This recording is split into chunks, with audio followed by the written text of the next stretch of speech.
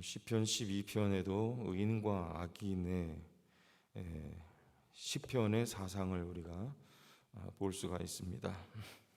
의인은 어떤 사람이고 또 악인은 어떤 사람인가, 우리 시편을 열면서 시편 1편에서 명확하게 말씀을 우리에게 해 주었는데, 복 있는 사람 의인이죠.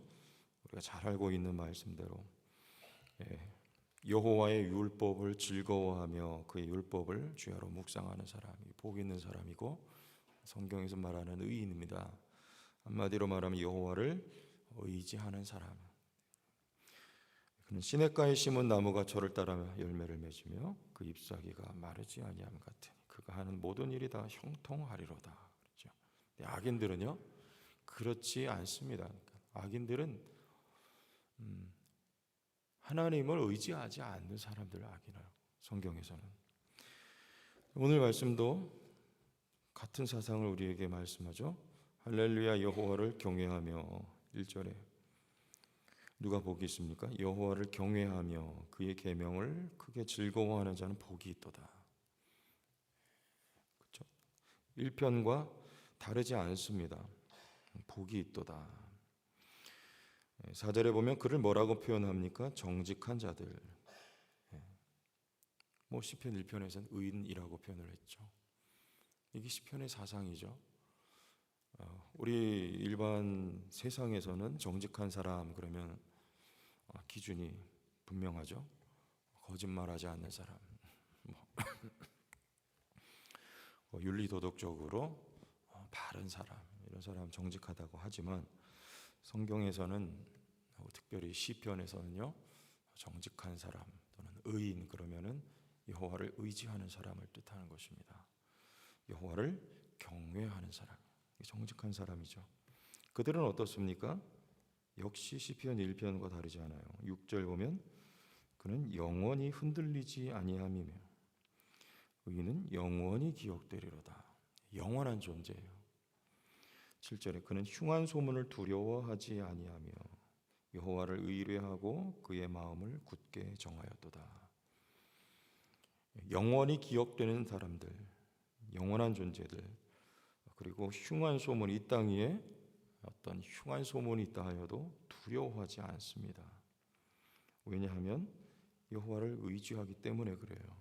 그의 마음을 정하되 여호와께만 굳게 정한 사람들이기 때문에 흔들리지가 않습니다. 뿌리를 하나님께 받고 있는 사람들이죠. 가장 견고한 기초요. 뭡니까? 여호와 하나님이죠. 하나님께 뿌리를 깊게 내리고 있기 때문에 흔들리지 않습니다. 8절에 그의 마음이 견고하여 두려워하지 아니할 것이라. 그렇죠? 그의 마음이 견고하여 두려워하지 아니할 것이라. 그의 대적들이 받는 보응을 마침내 보리로다. 여러분, 두려워하지 않는 견고한 마음, 여호와를 의지하는 마음에서부터 비롯되는 것입니다.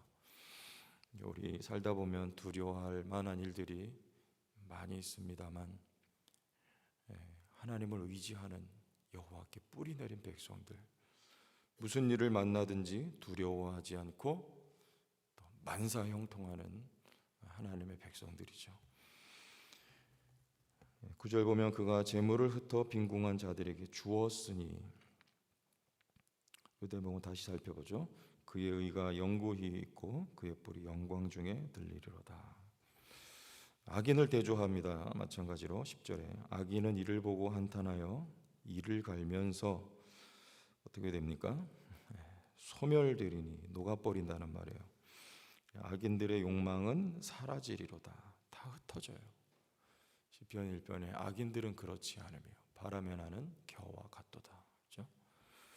악인들의 욕망은 사라지리로다. 악인들은요 예수 믿지 않는 사람들, 한마디로 말하면 하나님 없는 사람들. 어떤 분이 그래요. 예수를 안 믿어도 저렇게 잘 사는데 나는 예수 믿는데 왜 이렇게 힘드냐. 그러나 중요한 건요, 이 땅에서의 모양새가 아닙니다.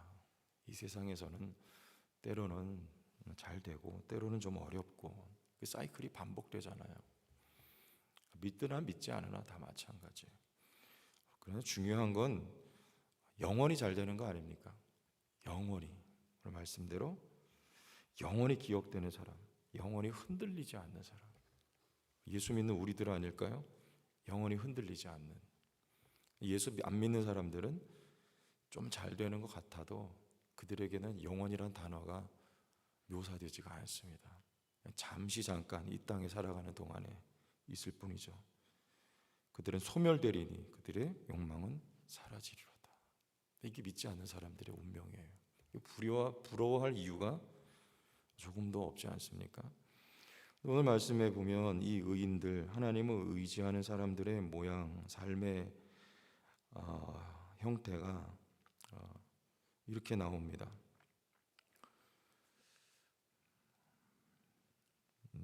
3절 보면 부와 재물이 그의 집에 있으며, 좀 마음에 드는 대목이죠. 표정 보니까 전혀 마음에 안 드는 것 같은데,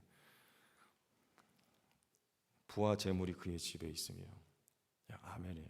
부와 재물이 그의 집에 있으며, 부자 된다는 말 아니에요? 부와 재물이 그의 집에 있으며 그의 공의가 영구히 서 있으리로다. 그래서 그는 어떻게 합니까? 부와 재물이 있어가지고 5절에 보면, 우리 졸린 것 같으니까 한번 같이 읽어봐요. 은혜를 베풀며 시작. 은혜를 베풀며 구워주는 자는 잘 되나니 그 일을 정의로 행하리로다. 이런 사람이에요. 여호와를 의지하는 사람, 은혜를 베풀며 구워주는 사람. 이게 돈 꿔주는 얘기 아니고요, 베푸는 사람 말하는 거죠. 잘 베풀고 나눠줍니다. 예수 안 믿는 사람도 베풀고 나눠주는 사람 얼마나 많아요. 근데 그들과는 분명한 경계가 있죠. 여기는 여호와를 의지하는 사람이에요. 예수 안 믿어도 베푸는 사람은 여호와를 의지하지 않아도 선행을 행하는 사람이 물론 많이 있어요. 근데 여기에 이 베푸는 사람은요, 어떤 사람일까요? 여호와께 쓰임받는 사람들인 거죠. 이 복의 통로로 쓰임받는 사람들입니다. 우리 시편 112편 근거를 보죠. 111편 보면, 앞편에 보면 5절에 여호와께서 자기를 경외하는 자들에게 뭘 주십니까? 양식을 주시며 그 언약을 영원히 기억하시리로다. 우리 하나님은 어떤 분이세요? 주시는 분이에요. 특별히 누구에게요? 자기 백성들에게. 오늘 성경의 111편에서는 양식을 주신대요. 하나님은 여러분의 필요를 공급하십니다. 자기 백성들의 모든 삶을 살피고 필요한 것을 하나님은 시마다 때마다 베푸시는 하나님의 성품이에요. 근데 그 일을 어떻게 하실까요? 우리 성경을 보면 하나님은 하나님의 일을 하실 때 특별한 역사가 물론 있습니다. 만나 메추라기처럼 하나님이 직접 주시는 거예요, 하늘에서. 근데 그 사건조차도 사실은 예수 그리스도를 예표하는 거죠. 하늘에서 내려온 양식이잖아요. 예수님 요한복음에 분명하게 밝혔잖아요. 또 이 조상들이 먹을 것을 하나님이 주셨는데 그거는 곧 나라고 말씀하시는 거예요. 내 살과 피. 그 외에 하나님은 이 땅에 어떤 것을 통해서 일하시죠. 여러분, 엘리야에게는요, 하나님이 심지어는 까마귀를 통해서 먹이시지 않습니까? 그리고 더 나가서는 누구를 통해서? 사르밧 과부를 통해서 하나님이 먹을 것을 공급해 주시는 거죠. 그때 누가 통로로 쓰이는 것이에요? 까마귀가 때로는 사르밧 과부가 통로로 쓰이는 거죠. 하나님 누굴 쓰실까요? 역시 자기를 경외하는 자기 백성을 하나님이 쓰십니다. 이때 여기 나누고 베푸는 사람은요, 부와 재물이 그의 집에 있으며 3절에 그의 공의가, 여기서 나눈다는 말의 공의는요, 문맥상 영구히 서 있으리로다. 2절 보세요. 그의 후손이 땅에서 강성하며 정직한 자들의 후손에게 복이 있으리로다. 당사자와 그 후손들에게까지 강성함과 하나님 복을 베푸신다는 것입니다. 여러분, 언제 강성해집니까? 여러분, 교회가 언제 복을 받을까요? 나누고 베풀 때 아닐까요? 특별히 하나님의 생명의 복음의 말씀을 나누고 베풀 때, 다시 말하면 선교할 때 하나님이 그 교회에 복을 주십니다. 뭐 하라고요? 강성하게 하세요. 하나님의 은혜와 축복의 통로로 하나님 쓰시는 거죠. 잘 되게 하시는 거예요. 베풀라고, 더 많이 베풀라고. 세계 열방의 모든 나라와 민족 가운데 베풀라고 하나님이 그 교회에 복을 주시는. 일전에 말씀드렸잖아요. 전주의 안디옥 교회 아시죠? 깡통교회라고 소문난 교회잖아요. 그 깡통 막사에서 시작한 교회예요. 아직도 그 막사에서 예배 드린답니다. 뭐 하려고요? 선교하려고. 불편하게 살고 선교하자. 이게 그 교회 기치예요. 근데 거기 수만 명이 모여서 예배드리고 엄청난 재정으로 하나님이 축복을 하셨죠. 뭐 하라고요? 축복의 통로가 되는 거죠. 하나님 강성하게 하시고 부와 재물이 그의 집에 있게 하시는 거예요. 그리고 그 일을 공의로 지속할 수 있게 나누는 일을 하도록 영구히 서 있게 하는 은혜를 베푸시는 것이죠. 예수 안 믿는 사람과 무엇이 다릅니까? 하나님의 구원의 역사의 노선에 서서 하나님 앞에 쓰임받는 하나님의 백성들이에요. 여호와를 의지하는 사람들, 여호와 하나님과 교제하고 교통하는 하나님의 백성들, 그들을 들어서 하나님이 이처럼 복된 존재로 쓰신다는 것이죠.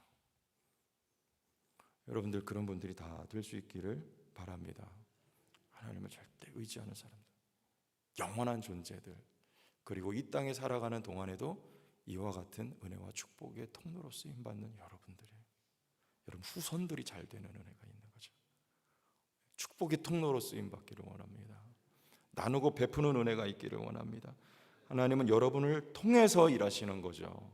여러분을 사용하셔서 하나님의 뜻이 이 땅에 이루어지기를 원하시는 것입니다.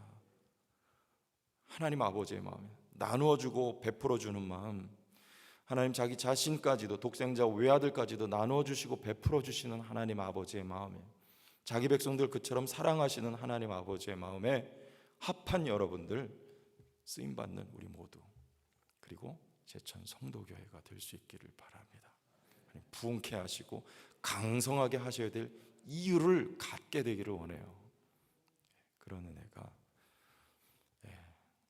이번 여름에도 여러분 모두에게 있기를 원합니다. 우리 교회기관들, 행사들 위해서 여러분 기도의 통로로 쓰임받으면 어떻겠습니까? 위해서 기도하는 거예요. 그러면 하나님의 은혜와 성령이 누구에게 부어질까요? 기도하는 우리에게 부어지지 않겠습니까? 그런 은혜가 있기를 예수님의 이름으로 다시 한번 축복합니다. 하나님 아버지, 감사와 찬양을 드립니다. 한평생 살아가면서 이렇게 좋게 쓰임받기를 하나님 소원합니다.